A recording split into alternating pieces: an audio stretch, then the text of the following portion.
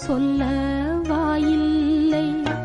கட்டிக்கரும்பே கண்ணா, கண்ணஞ்சி வந்த மன்னா, நீ இங்கு வந்த நேரம் சொந்தம் எல்லாம் தூரம். ஏனென்று கேட்க ஆளில்லை, வாவென்று சொல்ல